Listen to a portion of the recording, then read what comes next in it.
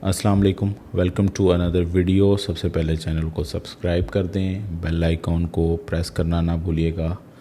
Pakistan versus England पहला test और उसका तीसरा दिन। पहले थोड़ी सी समरी हम देख लेते हैं। पाकिस्तान ने टॉस जीता और बैटिंग करने का फ़ैसला किया और स्कोर बोर्ड पे टोटल जो है पाकिस्तान 556 ऑल आउट रहा। 149 पाकिस्तान ने ओवर खेले और हाईलाइटेड इनिंग्स अब्दुल्ला शफीक की 102, शान मसूद 151, सऊद शकील 82 और Naseem Shah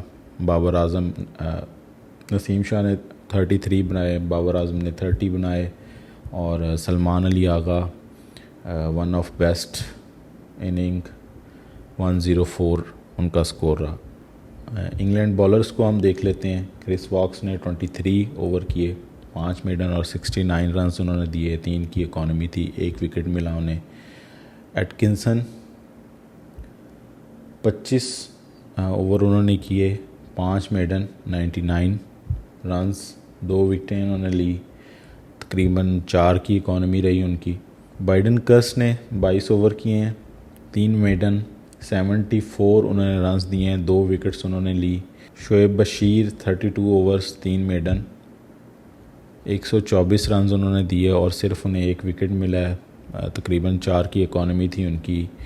Jack Leach 40 over, 5 maiden, 160 runs उन्हें लगे हैं और 3 विकेट उन्होंने लिए हैं। 4 की इकॉनमी रही उनकी। जॉय रूट ने 7 ओवर किए, 25 टोटल उनको रन्स लगा और 1 विकेट जॉय रूट के राब रहा। इंग्लैंड ने जब अपनी इनिंग्स का आगाज़ किया तो जैक क्रैले और ऑली पॉप ओपन के लिए आए। ऑली पॉप अपने जो सेकेंड ही बॉल उन्होंने फेस किया था उस पे आमिर जमाल को कैच पकड़ा के आउट हुए और नसीम शाह की एक एवरेज बॉल थी, कोई इतनी ख़ास कह लें कि वो बॉल नहीं था। और उसके बाद जॉय रूट आए और बड़ी अच्छी पार्टनरशिप जॉय रूट की जैक क्रैले के साथ। एट दी एंड अगर देखा जाए तो 20 ओवर इंग्लैंड ने खेले और जैक क्रैले 64 पे खड़े थे और जॉय रूट जो हैं वो 32 बनाए उन्होंने। दोनों ही खिलाड़ी नॉट आउट और थर्ड डे में वो दोबारा ओपन करेंगे अपनी इनिंग्स को। तीसरे दिन को अगर देखा जाए तो इंग्लैंड 101 ओवर्स खेले गए और टोटल जितना भी दिन तीनों सेशन तकरीबन क्या 90 to 95% इंग्लैंड के हक में ही रहे और बड़ा अच्छा बैटिंग डिस्प्ले था जॉय रूट का, हैरी ब्रूक्स का। मेरा तो ये ओपिनियन है कि फ़ॉरेन जो क्यूरेटर्स रखे गए हैं, पहले भी टेस्ट होते थे लेकिन इतने डल कभी भी टेस्ट नहीं हुए। अब तो समझ नहीं आ रही, या तो बहुत ही इतने अजीब व करीब विकेट्स ये बना देते हैं कि या तो टोटली वो बॉलिंग को सपोर्ट कर रही होती है या टोटली वो बैटिंग को सपोर्ट कर रही है। अब ये बिल्कुल ही फ्लैट फटा किस्म का ना, जिससे कहते हैं सड़क वाली एक जो है हाईवे वाली विकेट इन्होंने बना दी है। अभी बैट्समैन आए रन्सों के अंबार ही लगते रहें। बॉलर के लिए तो कुछ भी नहीं है। जब इनिंग स्टार्ट हुई तो जैक क्रैले ने बड़ी खूबसूरत इनिंग्स का स्टार्ट किया। उन्होंने 78 रन्स बनाए 85 बॉल्स पे, 13 चौके वो बंदा लगाए उसने। 92 का उसका स्ट्राइक रेट था। आप देखें कि वो तबाही करने आया था। विकेट में जब कुछ है ही नहीं तो उसने बस ये देखा कि जब कोई टर्न ही नहीं है तो उसने कहा आओ भाई इन बॉलर्स को तो धोएंगे। जिस तरह आप कह लें कि पाकिस्तानी बैटर्स को मौका मिला और अपनी कह लें कि उस पोटेंशियल और हाई पोटेंशियल वाली टीम इंग्लैंड ने अभी लेके भी नहीं आए। काफ़ी सारे लड़के नए हैं तो उसके बावजूद पाकिस्तान टीम जो है वो उन्होंने जो स्कोर सेट किया। लेकिन अगर इंग्लैंड की ये आज की इनिंग्स देखी जाए, आप हाइलाइट्स लाजमी देखिएगा, आज की इनिंग्स देखी जाए तो इंग्लैंड ने तो उनका बस चलता तो आज ही वो 700 कर देते। आई थिंक पता नहीं क्या सोच के ये विकटें बना रहे हैं। और टेस्ट क्रिकेट को तो वैसे कोई तवज्जो नहीं दी जा रही पाकिस्तान के अंदर। जब से क्रिकेट यहाँ पे स्टार्ट हुई है मुझे लगता है सारी पिचेस डेड हो चुकी हैं पाकिस्तान की। इन्होंने वो कह लेना वो पिचेस बना दी हैं जो जस्ट T20 में हाई स्कोरिंग जो है ना पिचेस हों, छक्के लग रहे हों, चौके लग रहे हों, बॉलर की धुलाई हो रही हो, बस यही कुछ है और तो कुछ भी नहीं। मुझे लगता है डिज़ाइंड ही इसी तरह है। वो पहले ही कह लेंगे लो बाउंस थी और लो रिज़ल्ट थी पिचेस ये, लेकिन अब तो बिल्कुल ही बुरा हाल हो गया इन पिचेस का। कोई रिज़ल्ट ओरिएंटेड पिचेस नहीं है ये। टेस्ट क्रिकेट कह लें कि वो इंग्लैंड ने ईजाद की थी और वो मिसाल है कि वो पाकिस्तान में आके डेड हो गई है। तो आई थिंक ये 100% है, इसमें कोई शक नहीं है कि इंग्लैंड में वो ईजाद हुई और पाकिस्तान में जो उसके साथ हालात हो रहे हैं कि टेस्ट क्रिकेट को चेयर करने वाला कोई नहीं है। आप देखें कि तमाशाई मौजूद नहीं है मुल्तान स्टेडियम में। हाँ ये कह सकते हैं कि हीट है, गर्मी मौजूद है और लेकिन पहले भी इतनी क्रिकेट होती रही है और कभी ऐसा देखने में नहीं आया था कि लोग ना आए हों।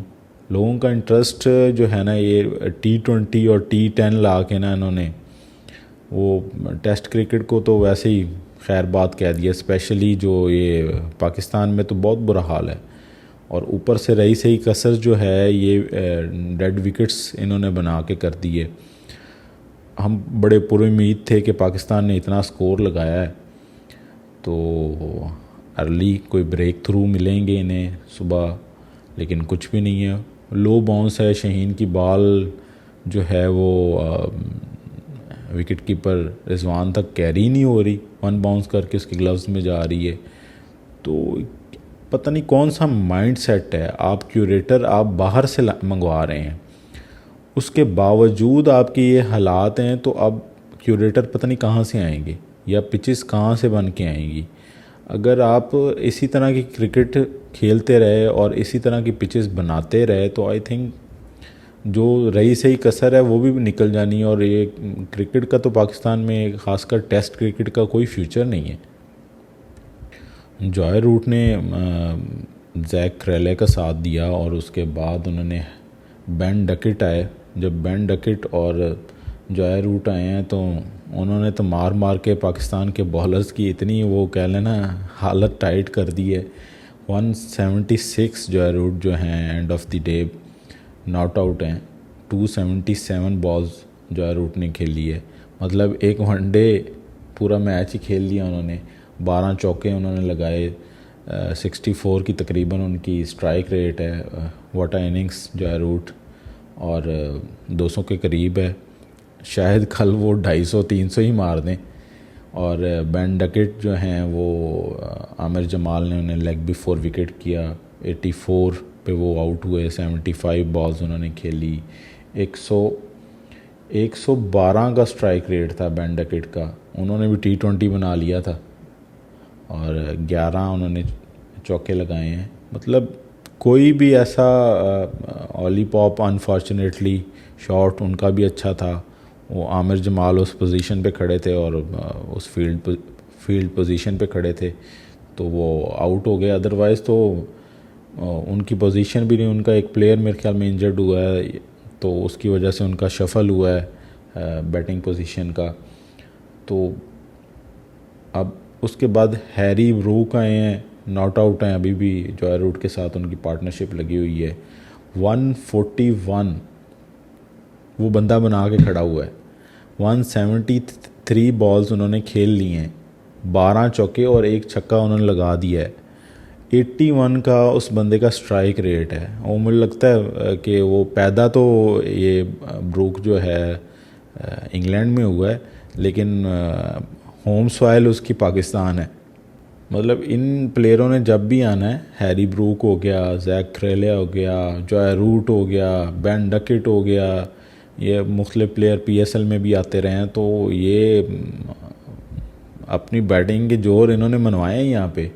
ब्रूक भी आया, डकेट भी आया, मतलब क्या चल रहा है यार। आप क्रिकेट का हुस्न जो है वो एक बैलेंस के साथ ही बॉलर और बैटर दोनों को पिच सपोर्ट करेगी तो रिज़ल्ट ओरिएंटेड पिचेस बनेगी, फिर ही पाकिस्तान की क्रिकेट ऊपर जा सकती है। 101 ओवर खेले जा चुके हैं, 492 स्कोर, 3 खिलाड़ी आउट। यहीं से आप अंदाज़ा लगा लें कि इंग्लैंड पाकिस्तान के साथ कल के दिन में क्या करेगा।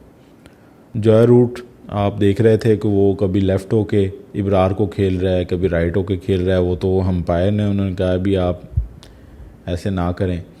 और इब्रार जो मिस्ट्री स्पिनर हैं, एक बाल उनका सही स्पिन नहीं हुआ। किस चीज़ की मिस्ट्री है भाई? आपकी पेस्ट्री बना के उसने जो है ना खा ली है इंग्लैंड के बैटर्स ने। ठीक है, आप मिस्ट्री लेके फिर रहे हैं। ठीक है, इसमें विरार का कसूर नहीं है, इसमें उस क्यूरेटर का कसूर है जिसको हायर किया गया है। फॉरेनर है या पाकिस्तानी है, वॉटेवर जो है, मैं किसी को हिट नहीं करना चाह रहा, लेकिन आपने बहुत ही घटिया विकेट बनाया है। मतलब टेस्ट क्रिकेट को अगर आपने ख़त्म किया है तो वो पाकिस्तान में आके ख़त्म हो गई है। कोई मैच रिज़ल्ट ओरिएंटेड नहीं है। ये पाकिस्तान की खुद मेहरबानी होती है कि अगर वो कोई टीम उसे टारगेट देते तो ये कोलैप्स कर जाते हैं या चेज़ करवा देते हैं। ठीक है, बाकी जो दूसरी टीमें हैं वो तो इन्जॉय कर रही हैं। ये वही हिसाब हो गया कि इंग्लैंड बैटर ने वो हिसाब किया, जब वो ड्राइविंग सीट पे आए हैं तो वो बारी बारी जो है ना, जितनी उन्होंने पार्टनरशिपें लगाई हैं, तो ड्राइविंग सीट पे आते हैं, क्रूज़ लगाते हैं, गाने शाने सुन रहे होते हैं और इन्जॉय कर रहे हैं जो है ना ड्राइविंग और राइड को। पाकिस्तान के बॉलर्स की अगर बात की जाए, आप स्कोर कार्ड उठा के देखें,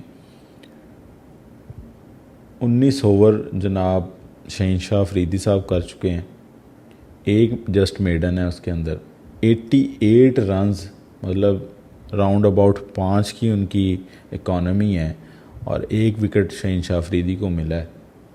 ठीक है, कोई पेस नहीं, कोई स्विंग नहीं और बॉल कैरी भी सही तरह नहीं हो रहा।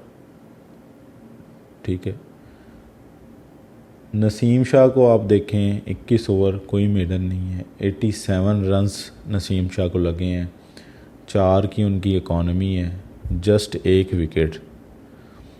ठीक है, आप ये देखें कि कुछ ख़ास line and length in bowlers की नहीं थी। आप मैच उठा के देखें, हाईलाइट दोबारा देखिएगा, लाइन एंड लेंथ भी नहीं थी।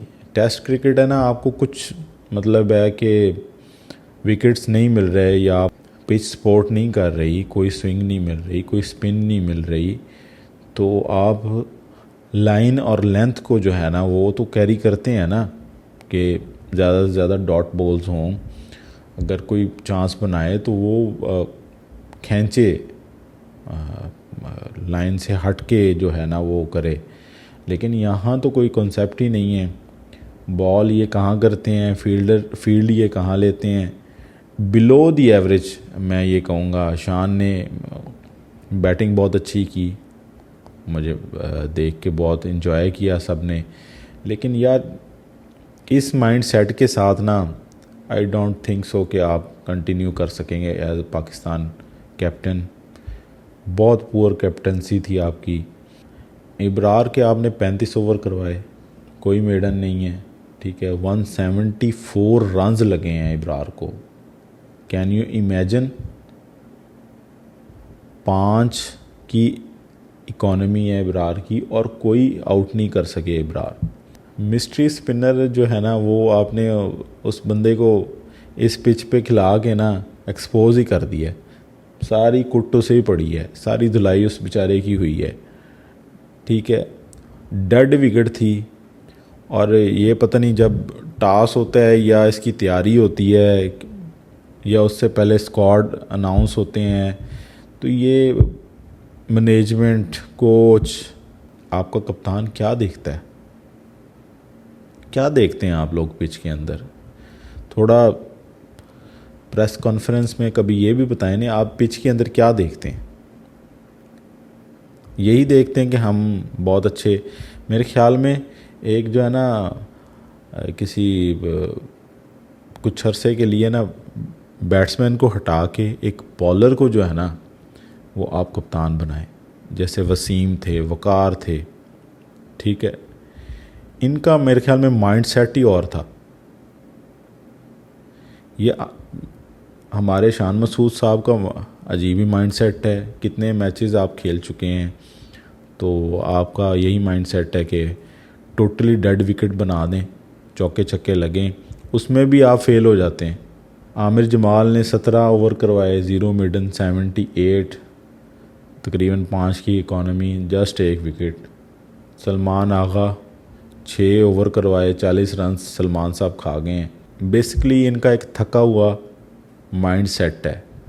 टेस्ट क्रिकेट की तरफ पाकिस्तान क्रिकेट बोर्ड और उनके प्लेयरों की कोई तवज्जो नहीं है।